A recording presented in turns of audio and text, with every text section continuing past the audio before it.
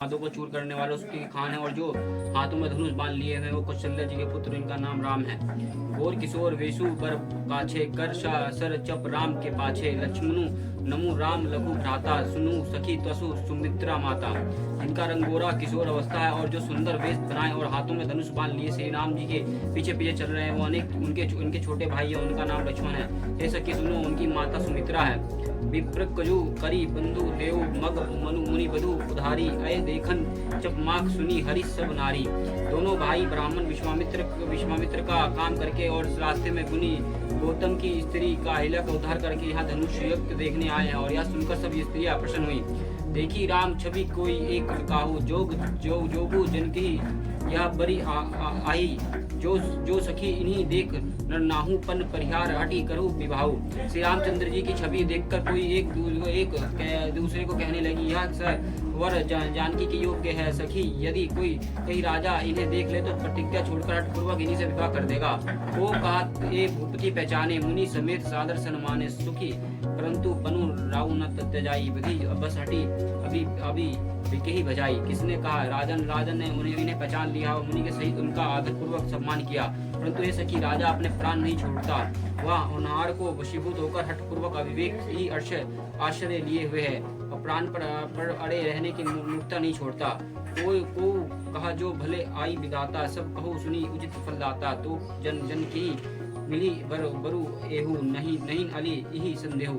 कोई कहता है यदि विधाता भले ही और भले है और सुना जाता है कि वो सबके उचित फल देते हैं, तो जानकी जी को यही वर मिलेगा। हे सखी, इसमें संदेह नहीं है। जो विधि बस असबिन सजेगो, तो कृत्य करते कहो हो सब लोगो। सखी हमारे आरती अति ताते, कबू के अभी यही नाते। जो देव योग से ऐसे संयोग बन जाए तो हम सब लोग कृतज्ञ हो जाए। ऐसे कि मेरे तो इससे इतनी अधिक आतुरता हो रही है कि इसी नाते कभी ये यहाँ आएंगे, नहीं तो हम कहूँ सुधी सखी इन्हीं पर दर्शन धूरी। यह संगति तब होई जब पुण्य प्रकार भूरी। नहीं तो हे सखी सुनो, हमको इनके दर्शन दुर्लभ है। यह संयोग तो तभी हो सकता है जब हमारे पूर्व जन्म बहुत पुण्य हो। बोली अपार कहो सखी मीका, यही विहई अति इत सभी का। केहू का शंकर चाप कटोरा, ए श्यामल मुर्द गत किशोरा। दूसरे ने कहा कि ये सखी तुमने बहुत ही अच्छा कहा, ऐसे विवाह से सभी का परम हित है, ऐसे विवाह से सभी का परम हित है। किसने कहा कि शंकर जी धनुष कठोर है और ये सावले राजकुमार कोमल शरीर के बल के हैं।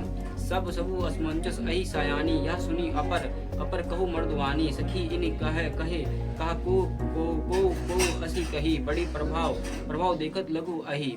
हे सयानी, ये सब असमंजस ही है। यह सुनकर दूसरी सखी कोमल वाणी से कहने लगी, ये सखी इनके संबंध में कोई ऐसा कहता है कि देखने में तो छोटा है पर उनका प्रभाव बहुत बड़ा है। पारसी जसु पद पंकज धूरी, तरी आल्या करते अग भूरी। सो कोई रही बिनु विधानु तोरे, यह प्रतीत परिहारियों न भोरे। जिनके चरण कमलों में धूली की स्पर्श पाकर अहिल्या तर गई है, जिसने बड़ा भारी पाप किया था, वो क्या शिव जी के धनुष बिना तीर तोड़े रहेंगे? इस विश्वास को भूलकर भी नहीं छोड़ना चाहिए। जही विरंची रची सिया सवारी, तही श्यामल बरु रचु बिचारी। तसु वचन सुनी सब हर्षानी, यशु हुई कहू मर्दवानी। जिस ब्रह्मा ने सीता के सवार कर रचा है, उसने विचार कर सावला वर भी रखा है। उसको यह वचन सुनकर सब हर्षित हुए और कोमल वाणी से कहने लगे, ऐसा ही हो। या हर्षाही वर्षाही सुमन सुमुखी सुरोचनी वृंद, जही जहाँ बुधु देव तहा परमानंद। सुंदर सुख मुख और सुंदर नेत्र वाली स्त्रियां समूह हृदय में हर्षित होकर फूल बरसा रही है। जहाँ दोनों भाई जाते हैं वहाँ परम आनंद छा जाता है। पूर्व दिशी के देव भाई, जहाँ धनु मुख हित भूमि बनाई, अति विस्तार चरु गज धारी, विमल वेदिका रुचिरी सवारी। दोनों भाइयों ने नगर के